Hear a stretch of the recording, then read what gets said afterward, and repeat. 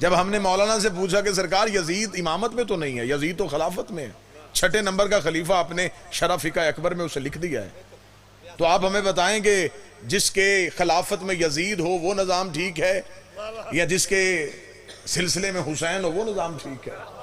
مولوی نے فوراً کہا جی کہ ہم بھی یزید کو غلط کہتے ہیں، ہم بھی شیعوں کے اس نظریے کے حامی ہیں، یزید غلط تھا لیکن اس نظام غلط نہیں تھا، خلافت کا باقی نظام ٹھیک تھا، صرف یزید غلط تھا۔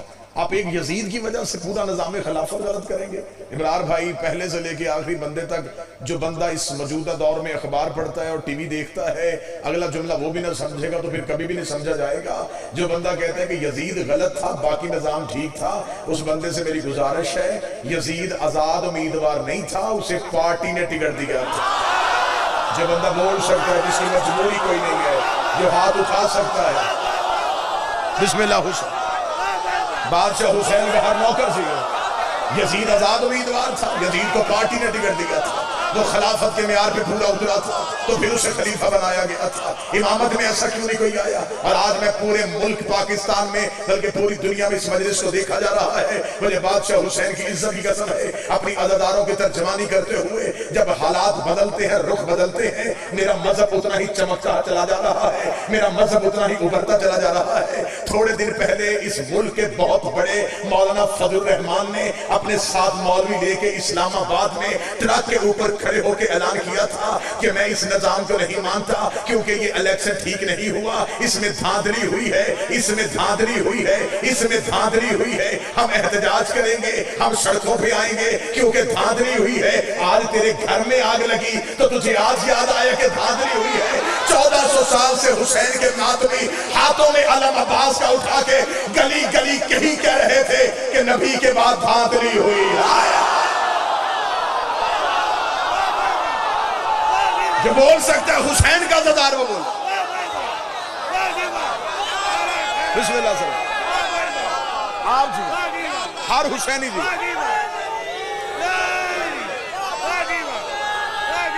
بسم اللہ، بسم اللہ سر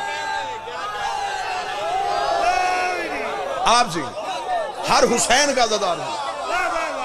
ہم بھی نبی کے بعد یہی کہہ رہے تھے کہ نبی کے جانے کے بعد فیصلے میرٹ پہ نہیں ہوئے،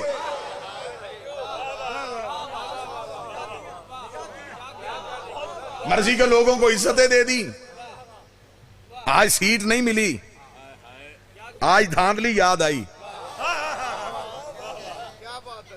ہمارا کسی سیاسی گروہ سے تعلق ہی نہیں، بس ہم مومنین کی کوئی وابستگیاں ہوتی ہیں، کوئی تعلق داریاں ہوتی ہیں، ورنہ مذہب شیعہ سیاست کا مذہب نہیں۔ یہ مجلس نہیں، یہ قومی کنونشن ہوتا ہے، فضائل کے ساتھ ساتھ ہم ملت کے حالات دنیا کو بتاتے ہیں۔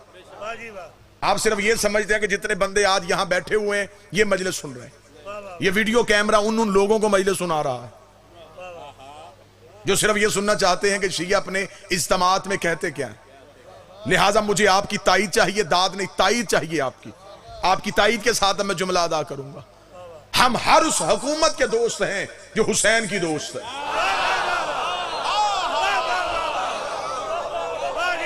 اس سے اچھا جملہ میرا خیال نہیں ہو سکتا تھا۔ ہم ہر اس حکومت کے دوست ہیں جو حسین کی دوست ہے، ہر اس حکومت کے دشمن ہے۔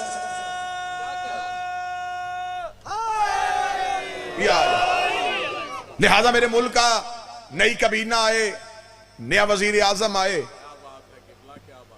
دنیا کی نگاہیں ہیں کہ عمران آئے گا، تبدیلی آ جائے گی۔ ہمیں انتظار ہے کہ فرزند عمران آئے گا۔ جو بول سکتے وہ جوان تو بولے نا یار، جس کی مجبوری نہیں وہ بندہ ہاتھ اٹھا۔ ہمیں انتظار ہے فرزند عمران آئے گا، اصل تبدیلی تو تب آئے گی۔ ابھی تو بڑے بڑے چوروں کا احتساب باقی ہے، ابھی تو تم نے صرف لندن کے فلیٹ پکڑے، یہ جگیریں یہاں کی ہیں یہیں رہ جائیں گی، یہ بلڈنگیں یہیں بھسم ہو جائیں گی۔ تو نے ابھی صرف چھوٹے چوروں کا احتساب کیا ہے، ہمیں بڑے چوروں کے احتساب کا انتظار ہے۔ میرا سلام ہے اس ملک کی عدلیہ کو جس نے حاکم کو کٹہرے میں کھڑا کر دیا اور اسی حاکم کو تخت سے اٹھا کے انہوں نے جیل میں پھینک کے زمانے کو بتا دیا کہ حاکم بھی اگر کسی جگہ پہ ناجائز قابض ہو جائے تو اسے سزا ہو سکتی ہے، اگر حاکم بھی کسی جگیر پہ قبضہ کر لے تو اسے سزا ہو سکتی ہے۔ مجھے نہیں پتا پورے وال میں یہ جملہ صرف میں ہی کہوں گا یا میرا مجمع میری تائید کرے گا، ہمیں انتظار ہے عدل کی اس کرسی کا جب محمد کا آخری بیٹا عدل کی کرسی میں بیٹھے گا اور قبروں سے نکال کے پوچھے گا اب بتاؤ فتح تمہارا تھا یا ہمارا تھا؟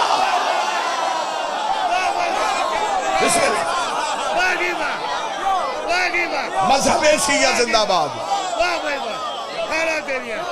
ہر حسین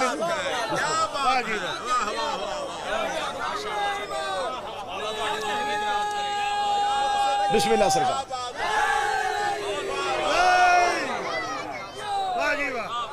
محشر میں مریدوں سے یہ استاد کہیں گے ہم خود ہیں پریشان تمہیں اپنی پڑی ہے۔ محشر میں مریدوں سے یہ استاد کہیں گے ہم خود ہیں پریشان تمہیں اپنی پڑی ہے۔ جائیں تو کدھر جائیں، حق چھینا تھا جس کا دروازہ جنت پہ وہی بھی کھڑی ہے۔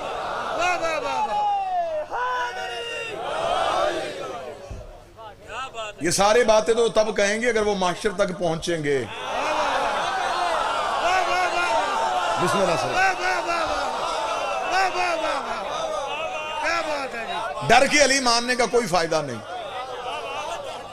اس سانس کا کیا فائدہ جو بیماری میں گزرے اور عزاداری میں نہ گزرے۔ ہم وطن سے وفادار ہیں، 14 اگست ہے، مولانا فضل الرحمان نے تو یہاں تک کہہ دیا ہم یوم آزادی بھی نہیں منائیں گے، تیری مجبوری ہے، یہ ہے ہی 14 اگست۔ 14 کا لفظ تیری زبان پہ جچتا بھی نہیں ہے، بنانے والا بھی حسینی تھا،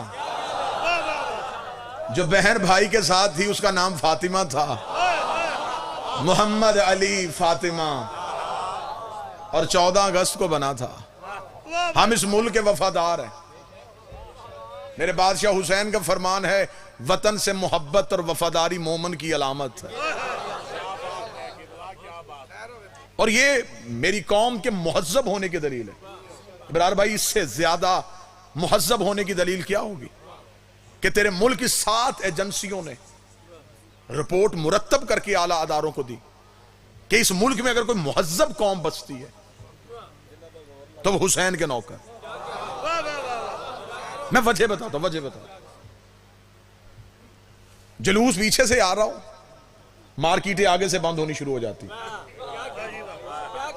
ایسے لوگ گلیاں بدلنی شروع کر دیتے، ٹریفک رک جاتی ہے، جی آگے جلوس ہے گلیاں بدل لو، ایسے نہ کوئی پتھر مار دے، کوئی آگ لگا دے۔ لوگ قیمتی دکانیں بند کر کے فوراً گھروں کو بھاگ جاتے کہ جلوس آ رہا ہے، ہمارے گھر کو، ہماری املاک کو نقصان نہ پہنچے۔ یہ ہے میرے قوم کے مہذب ہونے کی دلیل۔ پوری رات حسین کے ماتمی قیمتی مارکیٹوں میں ماتم کرتے رہتے ہیں، دکاندار مطمئن ہو کے گھر سویا ہوتا ہے، اسے پتا ہے حسینی کبھی چور نہیں ہوتا۔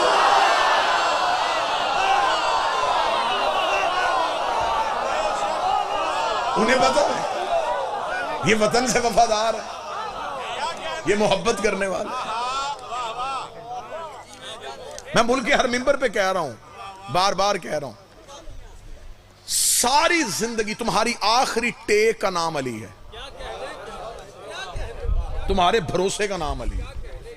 ہم اتنے زیادہ جب بیٹھے ہوتے ہیں نا جی ہم آپس میں، تو ہمیں ایک دوسرے کی قدر نہیں ہوتی، پتہ تب چلتا ہے جب ہوں تنہا اور پھر کوئی آپ کے سامنے آپ کے مذہب کی تعریف کرے، لطف پھر دوبالا ہو جاتا ہے۔ بادشاہ حسین نے عزت دی ہے اسی ممبر کے صدقے، ورنہ نہ اپنا نام نہ اپنی شناخت۔ ہم لوگوں کی شناخت ہے تو حسین کے ذکر کی وجہ سے، پہچان ہے تو حسین کے ذکر کی وجہ سے۔ اس لیے تو ہم اپنے سب دوست ذاکرین سے کہتے ہیں اس ممبر کے ساتھ مخلص رہنا۔ فوج کو مہینے میں تنخواہ ملتی ہے، حسین ہمیں دن میں 7 دفعہ دیتا ہے۔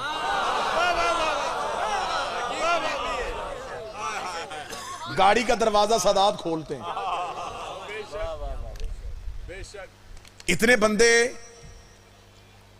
کرائے پہ زبردستی بسیں دے کے بھی نہیں اٹھائے جا سکتے جتنے حسین کے نام پہ ایک اشتہار دے کے آ جاتا ہے. بھئی حسین سے محبت ہے, ہمارا مرکز جو ہے محبت کا وہ حسین ہے. اسی منبر کی وجہ سے پورے ملک میں جانے کا موقع ملتا ہے, پوری دنیا میں جانے کا موقع ملتا ہے. لطف دوبالا ہو جاتا ہے جب غیر مذہب کی تعریف کرے. ابرار بھائی سننے والی بات, برطانیہ کے امیگریشن کاؤنٹر پہ میں نے اپنا پاسپورٹ دیا, سامنے گورا انگریز بیٹھا تھا, اس نے میرا پاسپورٹ تھاما, اس نے تھام کے مجھ سے پوچھا کہ کیوں آئے ہو ہمارے ملک میں.